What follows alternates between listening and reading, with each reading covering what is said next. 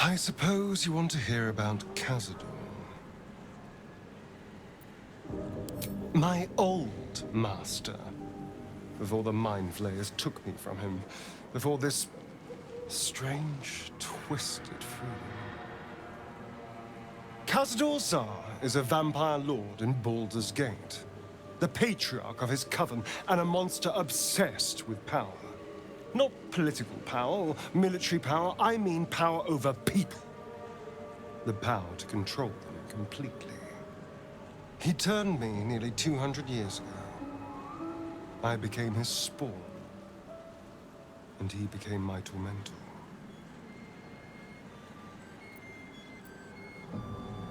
Not him, no.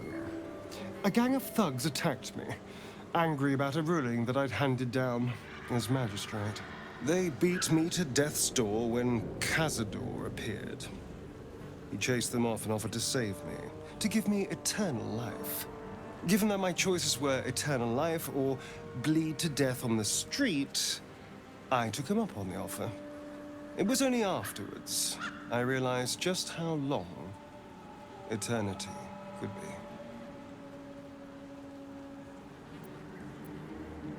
He had me go out into Baldur's Gate to fetch him the most beautiful souls I could find.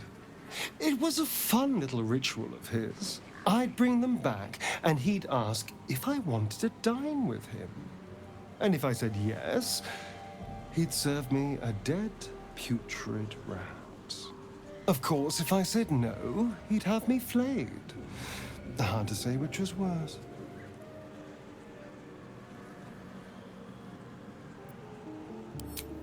I will, but I won't take it for granted.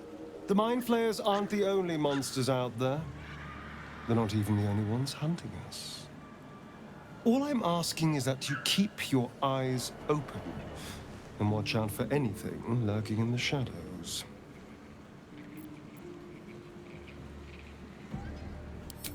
What more could I ask? Now, is that all? Why do you insist on exhuming the past? I was a slave. A vampire spawn. Kept by the Zar family. Perhaps I still am. I was never able to resist their commands. But now, I've been conveniently lost. They won't ever control me again. It's simple. Just find a vampire that will drink your blood and turn you into a vampire spawn. Their obedient puppet. In theory, the next step is to drink their blood. Once you've done that, you're free and a true vampire.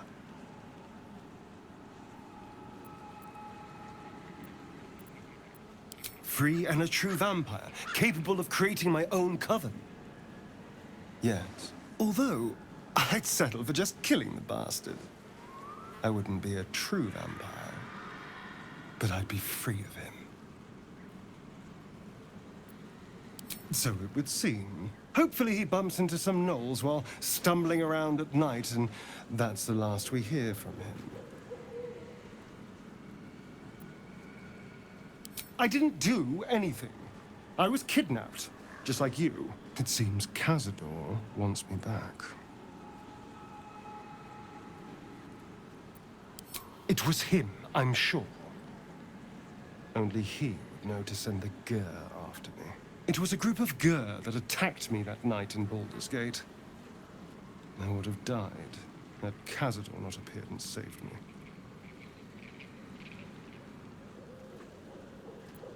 I think you'll find I can. And there's nothing your bleeding heart can do to change my mind.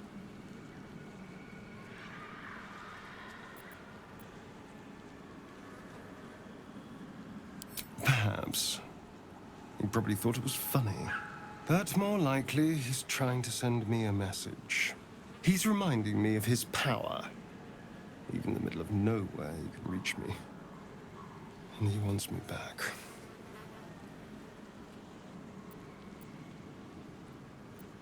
Maybe he wants to make an example of me, to show what happens to runaways Or maybe he thinks death is too good for me.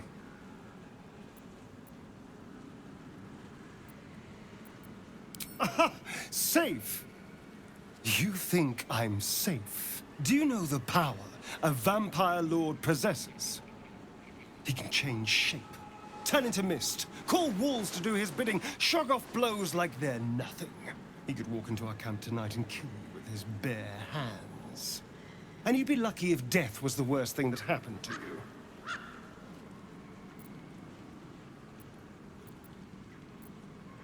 You don't understand. You don't know him. Just trust me when I say we need to be careful. He'll send more lackeys. He has plenty of souls to command. We just have to be vigilant, keep our wits about us, and kill any monster hunters on sight. I won't lie. It's tempting. If I keep the tadpole, I risk transforming into a grotesque monster. If I lose the tadpole, Cazador has control of me, body and soul, and I return to the shadows. It's grim either way. So why not sell what's left of my soul to a devil? Better he has it than Cazador.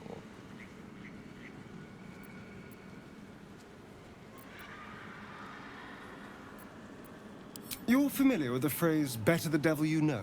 I know Cazador. And I'll take anything that saves me from that.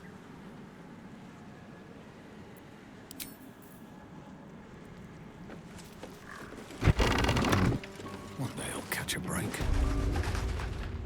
I don't want a crumb left on that plate, girl.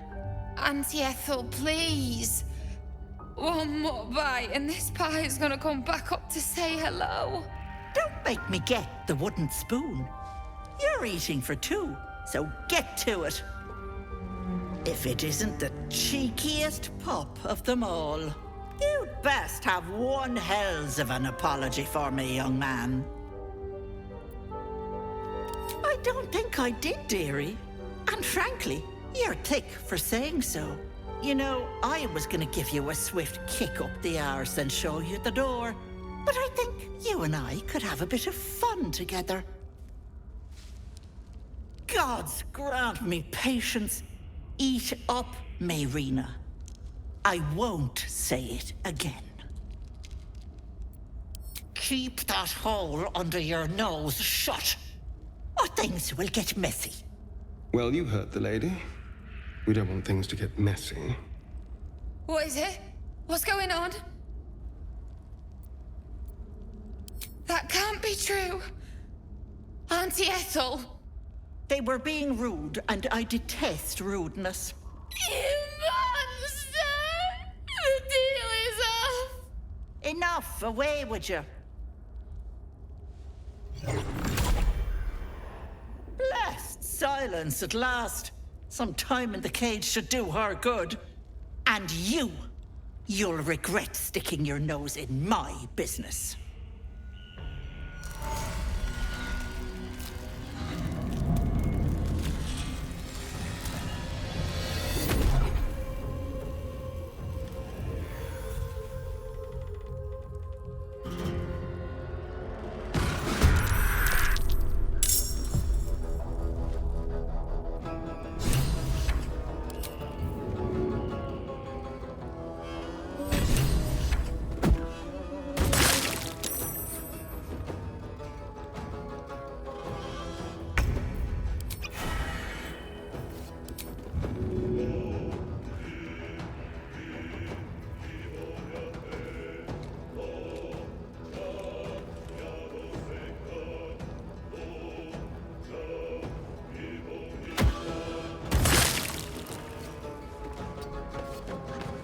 This will do nicely. I'm ready. Got to press on.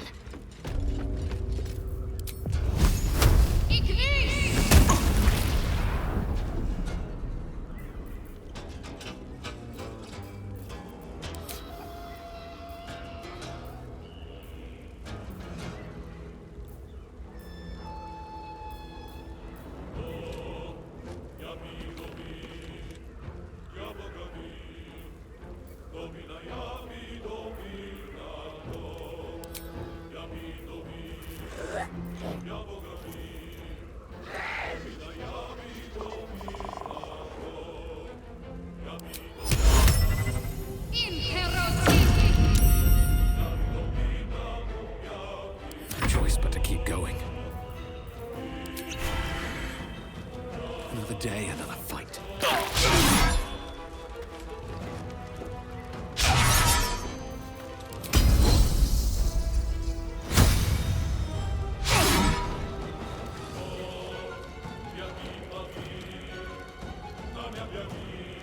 Time to strike.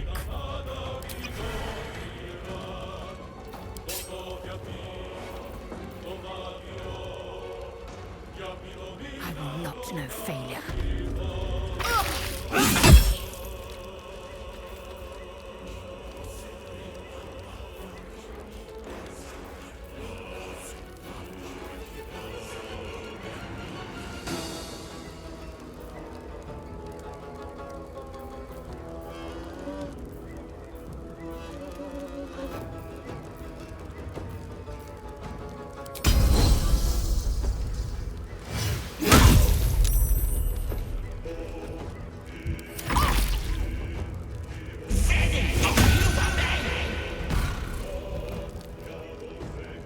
Bye-bye, Lovelace.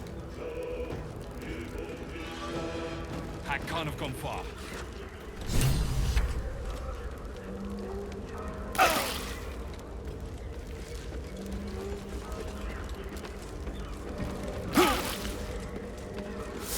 Can't slow down.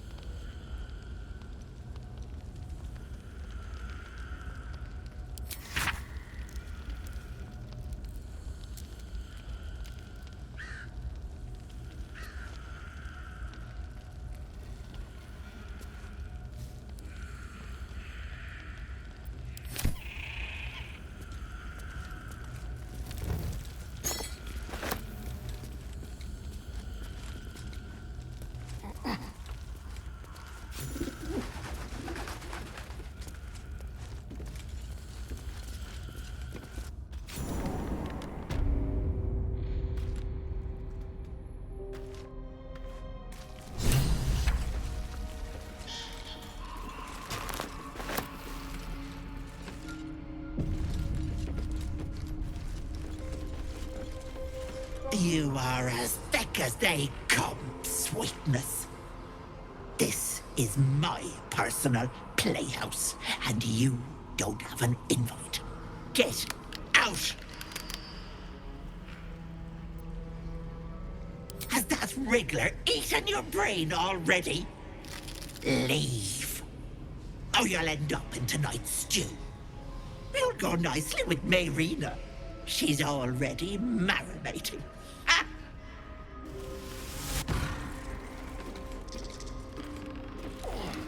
Don't look. Don't! What's that? As you edge closer to the mirror, a pale face appears, contorted in fear. Fists slam against the mirror's surface again and again.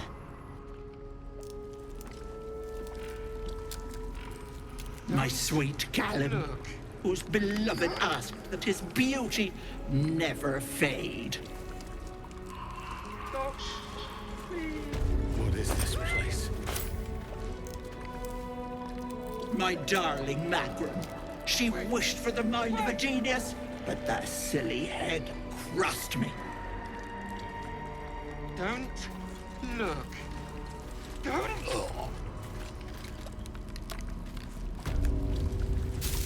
Stop. Please.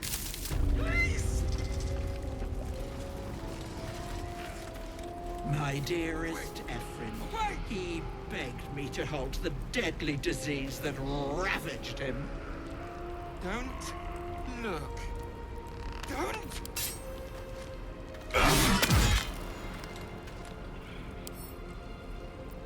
Stop. Please.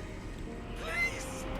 This poor dear wished never to lay eyes on her family again.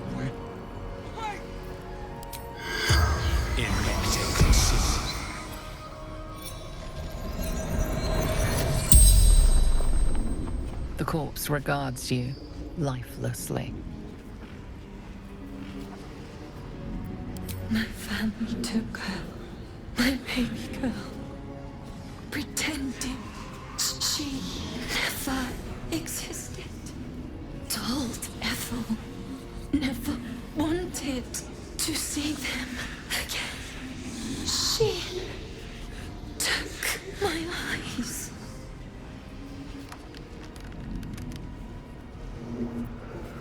Doesn't matter. Nothing matters without baby girl.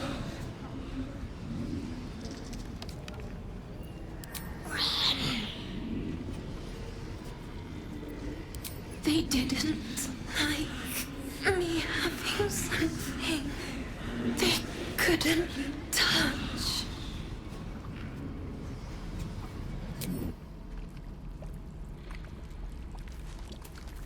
Don't look.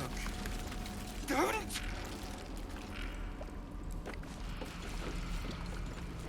Stop. Please. Please!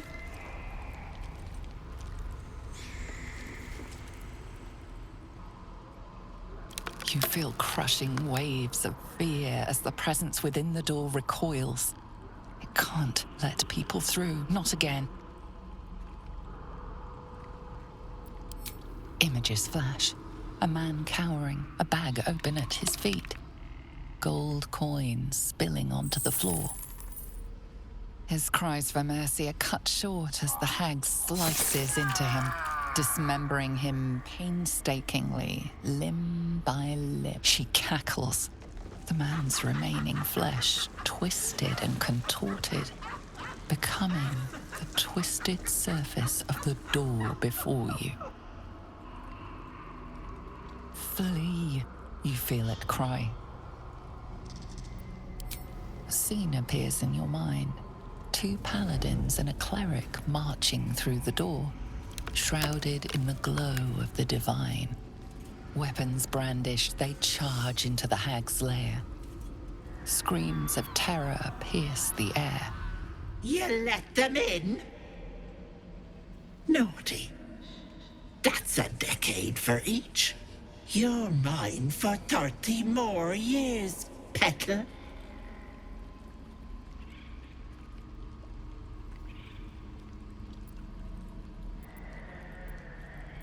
The door stays silent. Its form flickers, and you realize that the door is transparent. You see the hag, eyes bright with glee, as she sets fire to the door. With a jerk, you're pulled from the vision. The presence within shrinks, begging you not to run through it.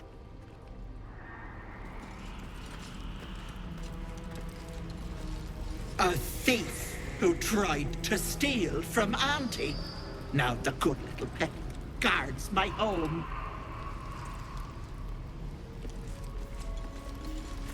Still me, even after everything.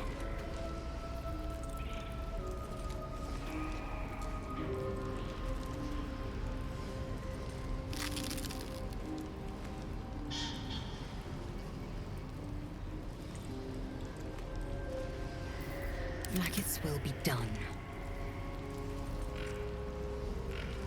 My faith will guide me.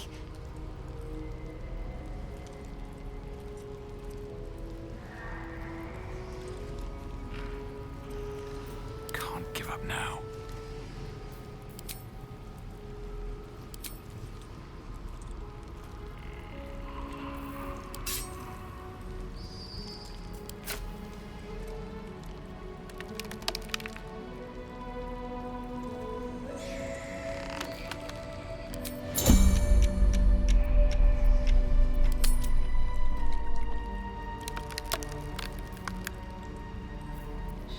What's next, I wonder?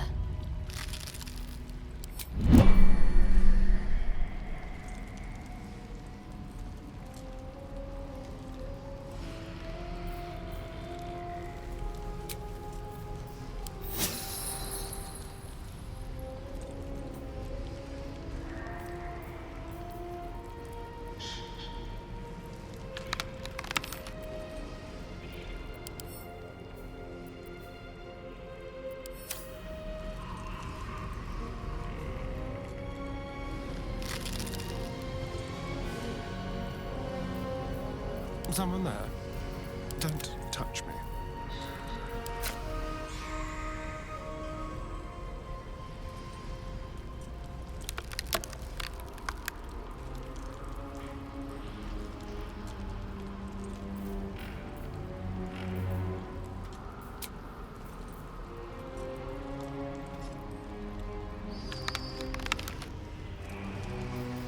There is work to do. Is that blood? No, never mind.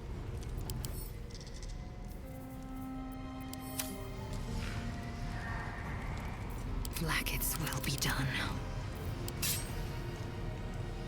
Must everyone be so exhausting?